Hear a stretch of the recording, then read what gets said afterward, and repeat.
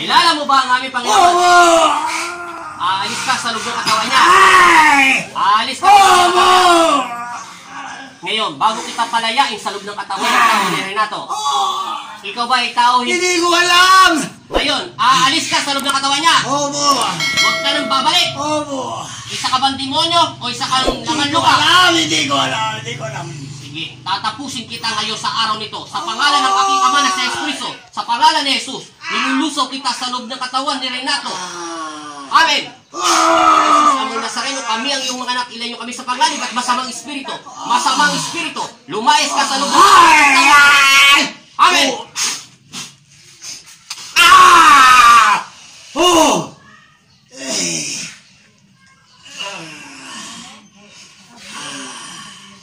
Gumising ka sa pangalan ng aking ama. Ano ang pangalan mo? Renato Flores. Anong apelido mo? Flores. Middle name mo? Alvaro. Sige, umayos ka na po, kuya. Hindi siya tao. Isa siyang nilalang ng demonyo. Nasaan ang diwa mo? May nakikita ka ba? Wala. Madilim mo maliwanag. Maliwanag. Saan ka nagmula? Ano ba yung liwanag? Flashlight, ilaw, etc. Galing sa langit o? Galing sa langit. Anong klaseng liwanag galing sa langit? Ano yun? Parang ano? Parang ulap. Parang ulap. Ibig sabihin, kinuha ka ng Diyos. Kinuha ka ng mga anghel mo kasi malala ang nasa loob ng katawan mo. Hindi siya tao. Isa siyang demonyo. Sumasalib sa iyong katawan. Dahil sa galit ng puso mo sa nangyayari sa buhay mo. O meron kang kinagagalitan na tao, etc. Kung ano man masama ang iniisip. Na hindi ko naman sinasabing iniisip mo masama. Nagtanim ang galit sa iyong puso. Ayaw mong pakawalan. Kaya siya nagmula dyan. Hindi dapat ang Panginoong Kristo. Hindi siya tao. Kung pinadala ka ng mga anghel ng Panginoong Kristo sa ulap, ngayon wala nakakita sa ulap, para ka na sa taas. Okay na. Mawawala na lahat ng nararamdaman mo sa sakit. Pumantay na yung daliri mo. Lumapit ka pa pumantay na. Tingnan mo. Pantay na, di ba? Nanghina ka. Ngayon ka lang nakakita sa ulap. Kakaibang liwanag. Yun ang sinasabing spiritual. Mahirap paliwanag ng sensya yun. Shut up pala sila ng mga nanonood. Siya ay inalilihan ng demonyo. Pero ngayon, nagpantay na po ang daliri niya. Hindi ka nalalagnatin ngayon. Ngayon lang daw siya nakakita saan kaya? Sa ulap. Isa siyang devil. Hindi siya pwedeng kausapin. Kailangan siya binabalik agad sa lupa o pinapatay o nilulusaw sa pamamagitan ng Espiritu ng Panginoon Kristo. Anong masasabi mo? Okay lang. Minom kang tubig. Okay lang. Hindi, yun na may tubig niya. Imbes tayo naman kung danon. Kailangan lang muna kuya. Hindi nung danon yung tata. Oh, tama na. Antay mo muna. Baka mag-circulate yung hangin mo sa katawan. Ilang minutes na, Peg? 3. Ano pa karamdam mo? Nanginig ka ba o ano? Nanginig daw po siya. Kasi pag mga bad spirito galing sa mga ilalim ng lupa, talagang manginginig ang katawan niyo kuya. Kasi ang presensya natin, kailangan manatili tayo sa Panginoon. Ngayon ko lang nakakita ng ano? Ulap. Nakarating ka sa langit. Buhay pa sa pagka, nakarating na sa langit. Ulap pa lang siya, may paliwanag mo. Yung liwanag, hindi nakakasilaw. Wala ka nakitang umatak sa'yo. Basta nandun ka na sa ulap. Yung ginising ka ng Panginoon, pinababalik ka na sa yung katawan lupa mo, ano pa karamdam mo sa katawan mo? May puso manib ba o etc. umalis ka? Parang bigyan na lang.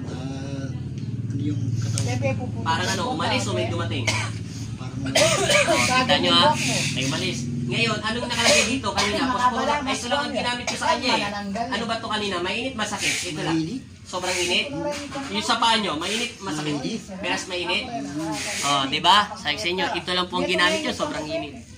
Siya ay naalinlihan ng mga masasamang espiritu dahil hindi ko naman sinasabi lahat naman tayong mga tao ay mga makakasalanan.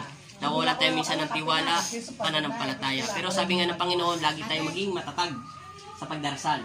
Huwag kang susuko kuya para maging matatag ka. Pinalis na ng Panginoon ng demonyo. Pinalusaw niya at pinugutan niya na ako nang nagbawas ng kanyang lakas. Hindi ko naman sabi pakapatay, hindi naman napapatay yung mga bad spirit. Nilulusaw lang ng Diyos yun, binabalik kung saan sila nagmumula. Diba si Jesus, yung nagpalis ng demonyo doon sa tao, pinapunta niya sa baboy. Tapos nilaglag ko ng baboy sa mga buwing, di ba? Ang ginawa ko lang, pinahata ko siya sa mga angel na Panginoon sa Kristo para yun. Sinugatan ko lang siya ng konti sa spiritual. Para lumayo siya. Kung siya alis, hindi siya sinusugatan. Anong masasabi mo kaya? Mahinginit pa din ko yan. O sige mo kung kapangyarihan na makapagulo. Inumin mo yan, ano mo yan, healing water sa katawan mo, babalik agad ang lakas mo, saglit lang. Ilang minuto lang yan. Ilang minutes na pa 5 minutes na. Nag-6 na. Yuko ka lang. Pikit ka lang. Bibalik ko lahat ng lakas mo. Naubusan na kasi kuya, 3 minutes na, naubusan siya ng lakas. Banggitin mo ang Panginoon. Panginoong Jesus. Panginoong Jesus. Amang Nazareno. Ako po sino? Sabi mo. Ako sino? Pangalan mo. Si Renato. Lahat. Renato, anong gitna? Alvaro Flores. Ay nananalig. Ay nananalig. At nananampalataya.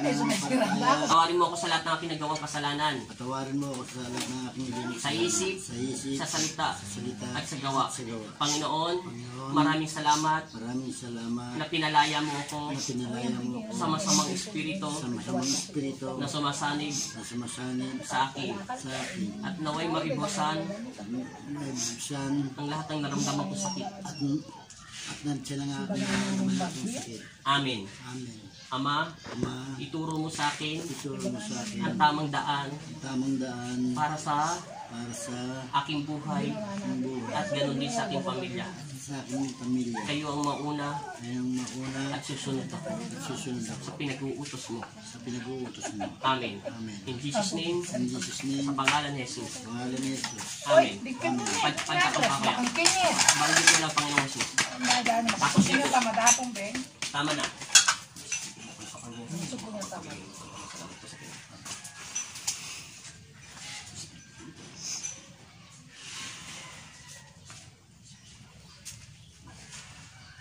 Ang gagalaw.